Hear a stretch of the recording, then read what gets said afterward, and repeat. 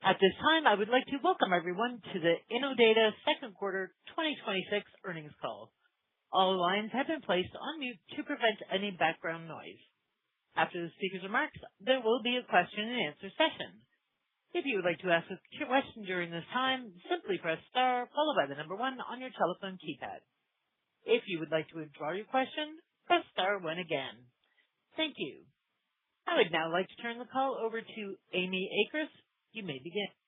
Thank you. Good afternoon, everyone. Thank you for joining us today. Our speakers today are Jack Abuhoff, Chairman and CEO of Innodata, Rahul Singhal, President and Chief Revenue Officer, and Jayant Chauhan, Chief Financial Officer. Also on the call today is Mariz Espineli, Chief Accounting Officer, and Amish Kantarkar, Senior Vice President, Finance and Corporate Development.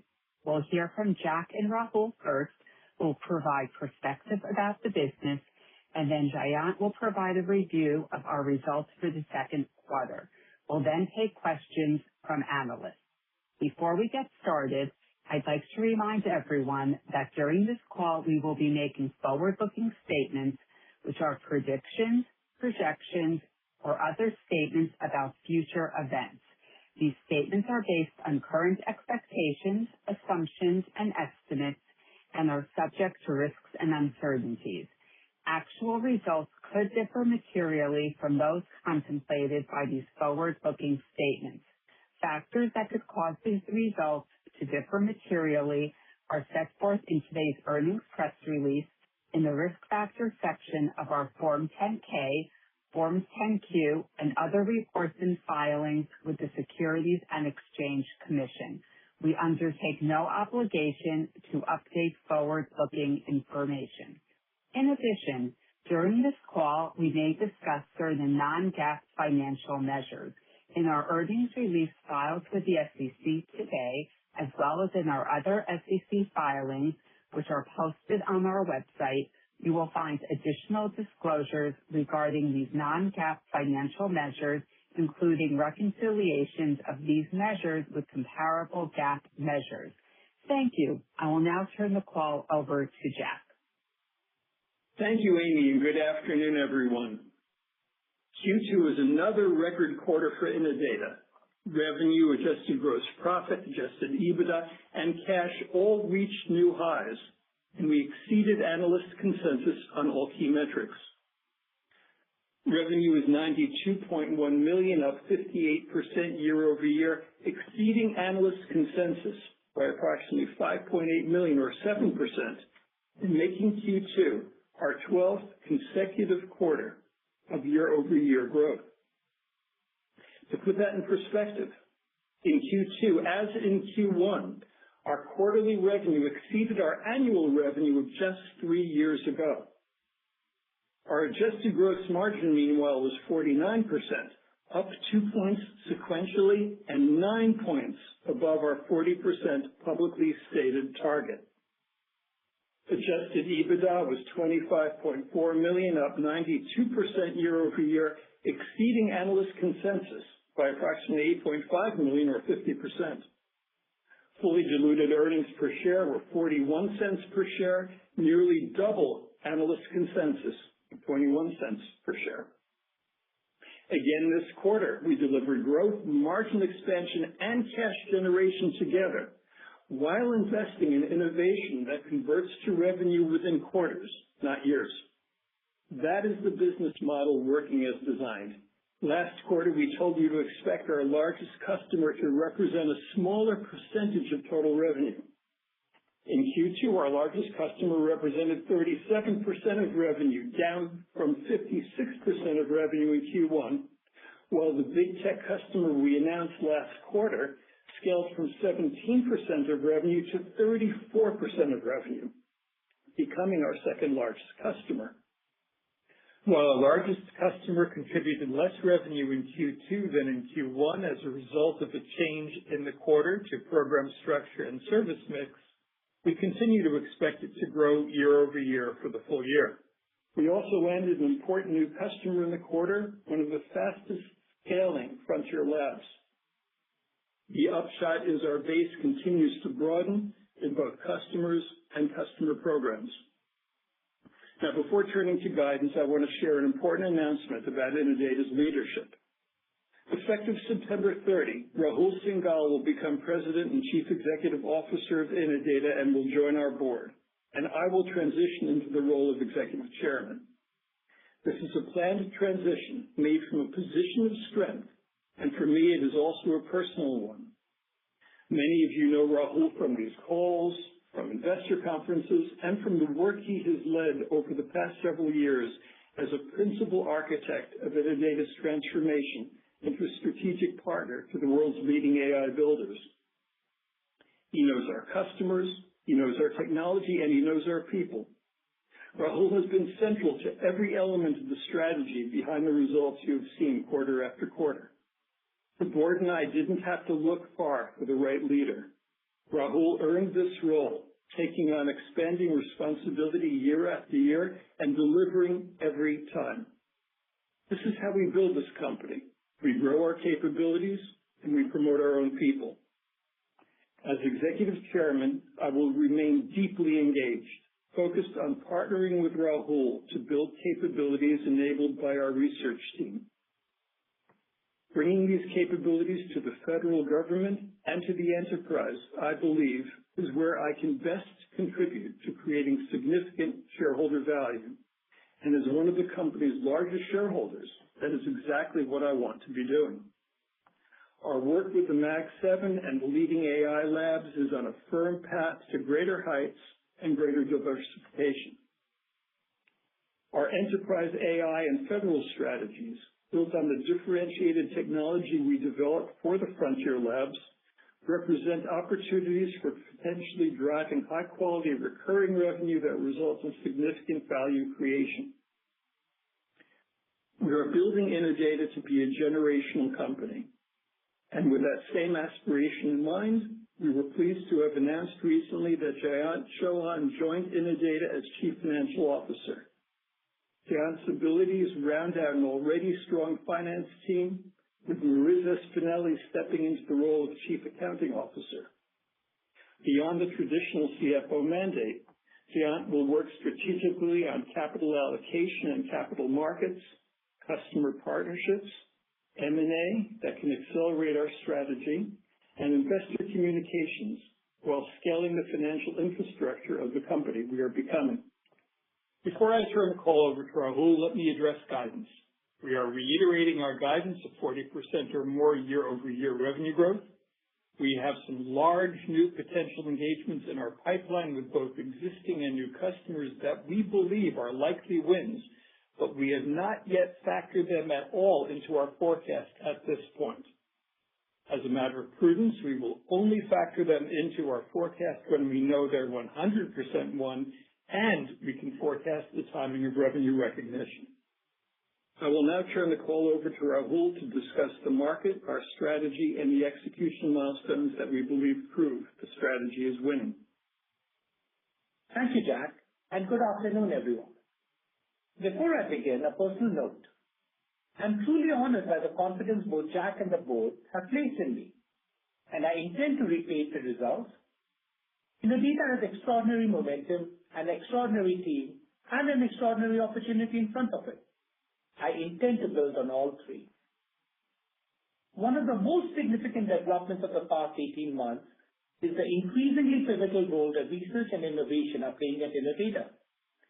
It is not overstating the case to say that research has become a growth engine and the means by which we increasingly differentiate, expand existing partnerships, and forge new customer relationships. Our growth is increasingly driven by research and innovation across the full model training lifecycle, from pre-training and post-training to model evaluation and benchmarking. Our innovation is producing intellectual property and differentiation that is generating demand. Several quarters ago, we talked about how we were benchmarking frontier model performance, isolating weaknesses, building remediation datasets to address those weaknesses, and proving the efficacy of those datasets by training small models that were architecturally similar to the big ones. Today, we're doing much more than that. I'd like to share a few examples of what we are doing now because the work is fascinating in its own right, and because it gives you a sense of where we intend to take Innodata over the next several years. Through our research efforts, we established an early position in agentic reinforcement learning, one of the most important frontiers in AI development. With a large lab, we won a significant new program covering personalization of long horizon agents, which is now scaling. And we have also been awarded a second program covering reinforcement learning environments for desktop computer use agentic tasks. In the enterprise, we see companies quick to develop AI agents, but struggling to deploy them in production with confidence. We believe combining our trust and observability platform and our innovatively architected reinforcement learning GINs enable us to position ourselves as the AI deployment assurance layer. We see this as opening a huge opportunity, and this is what Jack alluded to a few minutes ago. In the quarter, we deepened delivery of these capabilities with one big tech customer and began delivery with another. This innovation has also opened active insurance and banking conversations that we expect to convert to pilots. Frontier model builders have also become intensely focused on dynamic, long horizon agentic evaluation. In the quarter, we released 2 public benchmarks, including one that tests how well models perform on multi-turn, long context, and multi-model interactions. A benchmark is an assembly of expert-authored prompts, rubric constraints, and LLM judges configured to test frontier models. Both are designed to surface failure modes that standard leaderboards miss, things like rounding drift and instruction forgetting. Precisely the failure modes Frontier Labs are working to improve. Each benchmark engagement results in a data strategy recommendation and sets us up to deliver scaled data generation to improve the model. In the quarter, we also expanded our capabilities in generating training data that extends the reasoning capabilities of the state-of-art models, delivering across 5 Frontier Labs and 5 domains. As AI moves from digital tasks to embodied intelligence, we are building the required data and measurement layer. This quarter, we signed 2 research agreements with a leading university and committed to a motion capture lab that we expect to come online in the next few months, capable of collecting sub-millimeter precision data for training robots and physical AI foundation models.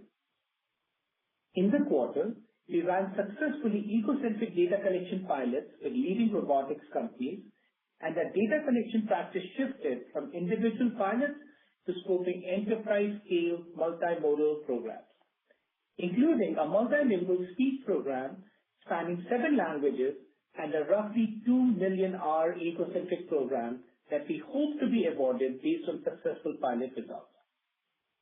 Data engineering, and data science are central to improving AI and to making it safe and trustworthy.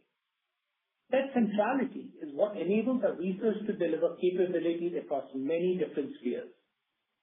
Data engineering innovations can solve big AI challenges, including in domains where you might not expect to find us. We mentioned one such domain in our Q4 call, how we had developed an AI model for drone and other small object detection that exceeds prior state-of-the-art benchmarks by 6.45%, and how in a field where progress is often measured in fractions of a percentage point, a 6.45% improvement is a material advance. We are now working on demonstrating that capability to the government. Another example, as we announced earlier this week, we released the first stage of what we are calling our AI Cyber Training Suite. 12 datasets and evaluation systems that train AI coding agents to write secure code and to repair vulnerabilities in the company's existing software. When we tested leading open weight models on their ability to repair verified flaws, the repair rate more than doubled after a single round of fine-tuning on just a portion of our data. Given that AI now writes a growing share of the world's code, the inability to trust that code without the security team reviewing everything it produces is a real blocker to enterprise adoption. We believe our suite has the potential to remove that blocker. Across frontier labs, federal and the enterprise, the pattern is the same. Research and innovation are creating differentiated capabilities that win programs and compound into durable customer relationships. We couldn't be more excited about the opportunity ahead of us. Jack, back to you. Thanks, Rahul. I also want to take a few minutes to connect this quarter's results to the structural economics of our business and to spend a few minutes talking about the broader market dynamics. First, operating leverage. Revenue grew 58% year over year, while adjusted EBITDA grew 92%, roughly 1.6 times faster. Each incremental program builds on the same core operating infrastructure, so the marginal cost of the next program is meaningfully lower than the cost of building that capability from scratch. Second, margin quality. Adjusted gross margin of 49% is 9 points above our publicly stated target. The expansion is driven by mix and bolstered by the high-value pre-training programs and off-the-shelf datasets, where we retain IP and monetize the same asset across multiple customers. These are the software leveraged economics we have been deliberately building toward. Now turning to the broader market dynamics. There are debates about whether we are at a peak AI capex, whether competition will commoditize models, and what the recent security incidents mean for the industry. Now, these debates play out against extraordinary numbers. Hyperscaler capital spending is guided to roughly $700 billion this year, nearly double last year, with estimates revised upward throughout the year. But we believe each of these debates resolves in favor of the data, evaluation, and assurance layer we provide. Let me explain. If CapEx comes under pressure, monetization pressure rises, and monetization runs on deployment, fine-tuning, and assurance, our business. If inference commoditizes, two things follow. Labs engineer for use case specific differentiation, which requires specialized data, and AI becomes more accessible to the enterprise, which requires more assurance, not less. Again, our business. If security incidents multiply, they prove the need for exactly the engineering we announced this week. Yet again, our business. However the market moves, we believe it moves toward the work that we do. I will now turn the call over to Jayant, our new Chief Financial Officer, to walk through the financials. Thank you, Jack, and good afternoon, everyone. I'm Jayant Chauhan, Innodata's Chief Financial Officer. And as you know, this is my first earnings call since coming on board in July. Meryl has transitioned into the role of Chief Accounting Officer, and I'm thankful to her for her partnership in getting me up to speed quickly.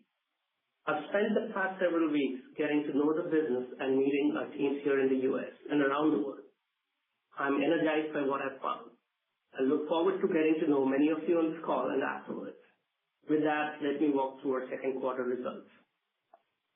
Revenue for quarter 2 2026 was $92.1 million, up 58% year over year and 2% sequentially, our 12th consecutive quarter of year-over-year growth.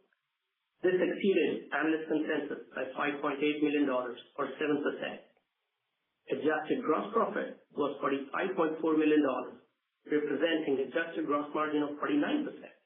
That was 2 percentage points higher than Q1 and 9 percentage points above our externally communicated 40% target.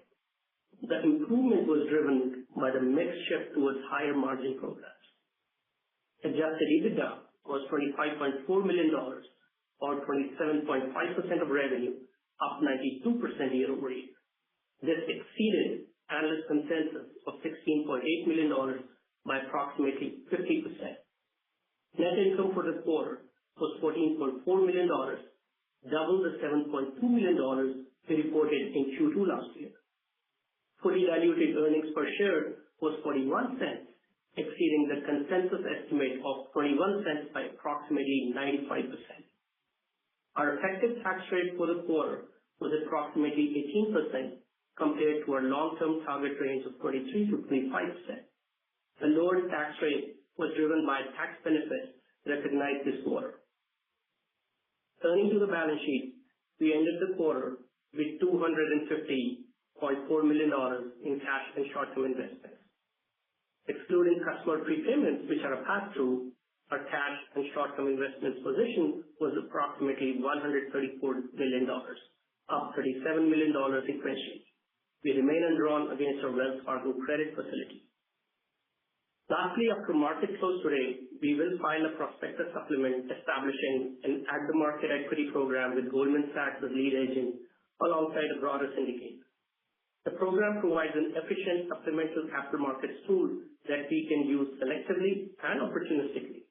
Our balance sheet is strong, with cash and short-term investments of approximately $134 million net of customer prepayments, and has no debt outstanding at end of Q2.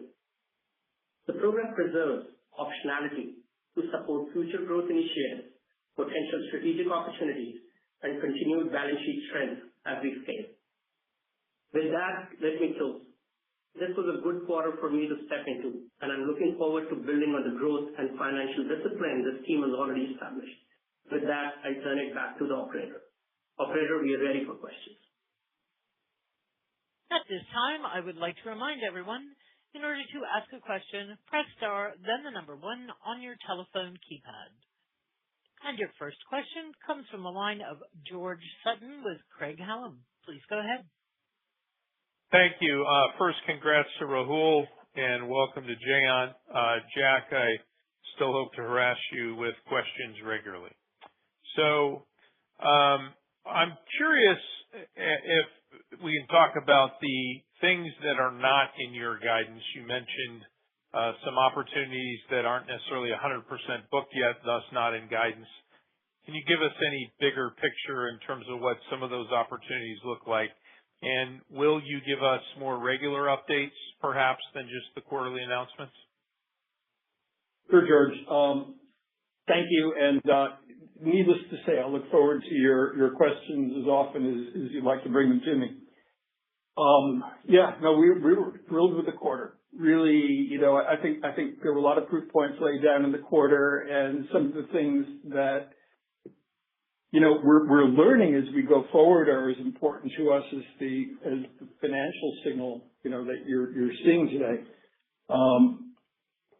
The innovation that we're accomplishing, that we're producing, is teaching us, is laying out the direction for us. It's showing us, that reliability in agentic enterprise AI can be engineered. It's showing us that, the kinds of innovations that we're capable of creating and the difference that we can make by operating at the data engineering layer, in kind of, very random things, drone detection, cybersecurity. These are just two examples. When I look at the set of opportunities we have, they run the gamut. And now I'm responding to your question about, the things that are the significant, some quite large things that are not in our guidance today. They run across, our capabilities. There are things that are on the government side and the enterprise side. There are things that are on the frontier model side. A lot of the capabilities that we're demonstrating now in agentic AI, both deployment and training, are prominent in our pipeline. We're excited about it, but, from a methodological perspective, we maintain the discipline, to count our chickens only once they're hatched. So, we're looking forward to sharing more as we proceed through, the second half of the year. We think it's going to be exciting.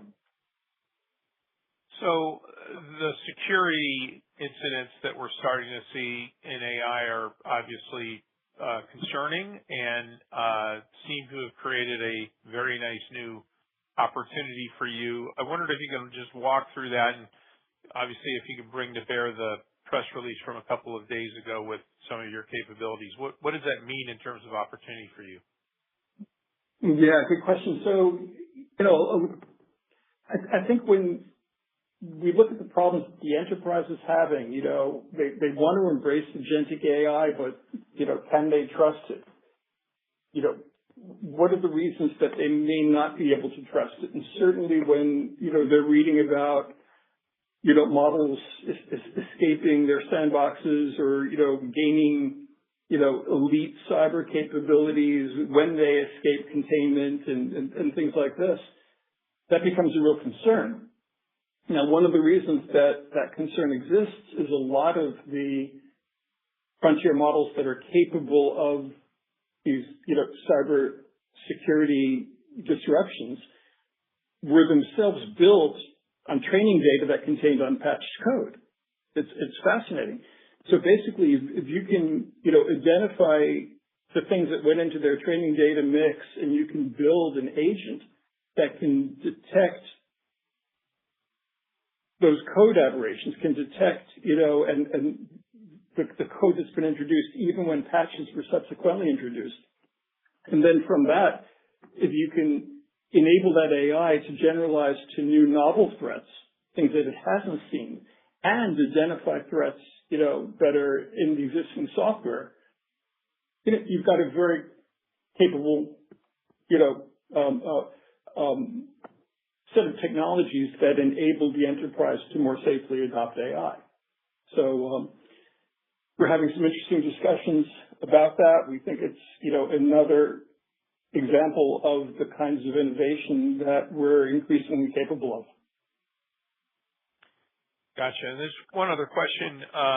Obviously, we're seeing more federal government testing of models before they are released, a lot of it through red teaming. Can you just give us a sense of your involvement in the broader federal area? So there are a couple of things there. I think we're having a lot of interesting discussions with players, in the government about how we can partner with them and where we can cooperate with them. We're also, we're discussing things with agencies, the ability to be represented in the trade winds marketplace is an accepted solution for different things is a huge opportunity, a huge advantage that we now have. I think from a perspective of what will be the federal government's relationship with AI, there are two things there. There's first, they're very much accelerating their ability to procure AI solutions and get the best. The other thing that we're seeing is the frontier model companies are inviting the government proactively to help them regulate the agency. So when you look at what the eventual need will be for things like benchmarks and evaluations and red teaming, we released two benchmarks this quarter that we think are very novel and very useful to deliver those kinds of things, and evaluation work on behalf of the government is an opportunity that we're tracking. Super. Thanks for answering the questions. Thank you. Your next question comes from the line of Alan Klee with Maxim Group. Please go ahead. Yes, hello. You mentioned one of the positives this quarter was a higher mix of higher margin projects. I was wondering, should we think of this as a trend towards that, or maybe that was just the mix this quarter and it may revert back to kind of where it's historically been? Yeah, so it's a very good question. I'm going to answer it in the following way. I think it's both. And now let me explain what I mean by that. We do bid on work that has a lower gross margin than the one that you're seeing today. Some of those projects could be large. We would intend to take those on. If we win those, I think the cash flow from them will be, we would anticipate to be quite compelling. Would that mean the gross margin on a weighted basis would decline somewhat? It would. On the other hand, from a strategic perspective, the things that we're working on, the things we're innovating, will likely have a higher revenue quality. And we measure, revenue quality or we think of revenue quality as a function both of gross margin and, the recurring nature of that revenue. So I think over time, strategically, it's going to trend upward. I think on a quarter-by-quarter basis, it will depend on product mix. That's helpful. Thank you. Then you talked about using off-the-shelf data sets to more often to do the training. I'm just could you explain a little of do you own the data or you get to use it and use it multiple times? And if you don't, if you don't do that, how you're accessing the data? Sure. So the off-the-shelf data sets up until now, and I'll come back as to why I said that, for the most part up until now, are data sets that we engineer. And we engineer them around model deficiencies that we detect in our benchmarking. So when we see that there's a deficiency or when we identify a capability that the frontier models are looking to create, and we can engineer a data set that helps them get there, rather than waiting for them to request that of us, we build that data set, we maintain or we retain the IP associated with that data set, and we enable them to use those data sets for training their models. It's good for everybody, right? It's good for our customers and it's good for us. And that's one of the contributors to higher margin profiles. There are also times when on behalf of someone else who owns a data set, we will represent them. We perhaps do some engineering to that data. We will configure it so that it's ready for models to be trained on it. And then we will invite our customer partners to utilize that data as well. But most of what you're seeing today is data that we've figured out how to assemble around particular model needs and frontier model capabilities. Thank you. My last question is,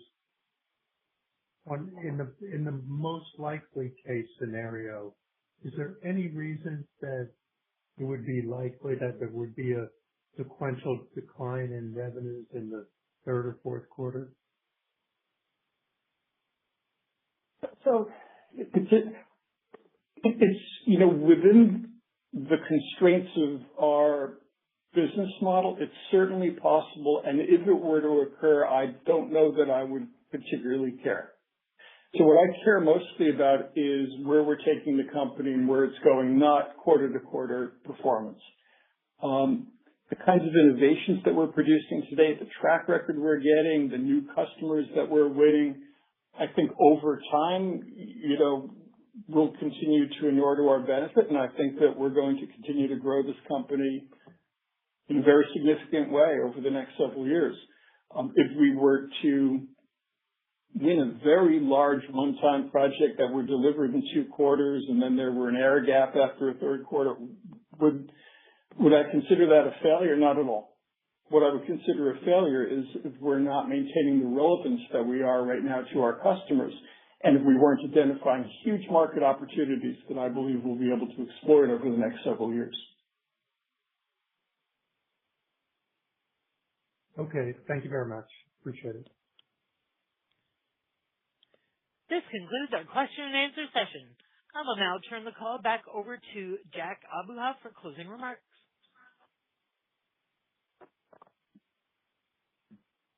Thank you very much. So to wrap up, Q2 2026 was another record quarter for Innodata. It was an across-the-board beat. We delivered 58% revenue growth, 49% adjusted gross margin, 92% adjusted EBITDA growth, and significant cash generation. It was our 12th consecutive quarter of year-over-year growth as well.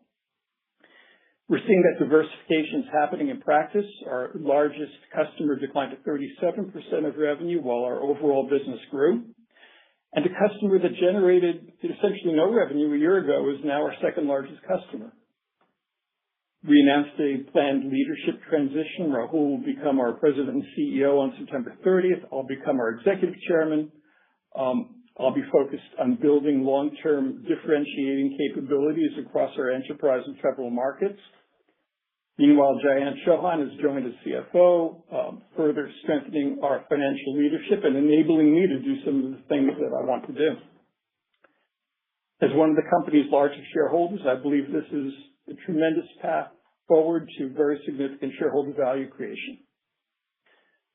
As we've discussed, our growth is increasingly research-driven and innovative, from novel benchmarks and reinforcement learning environments to capabilities in agentic deployment assurance, physical AI. I think we're at the very early stages of many of this. So we're very excited about what lies ahead. We're very confident that 2026 can be a tremendous year for Innodata. And I thank all of you for continuing to be on this journey with us. Ladies and gentlemen, that concludes today's call. Thank you all for joining. You may now disconnect.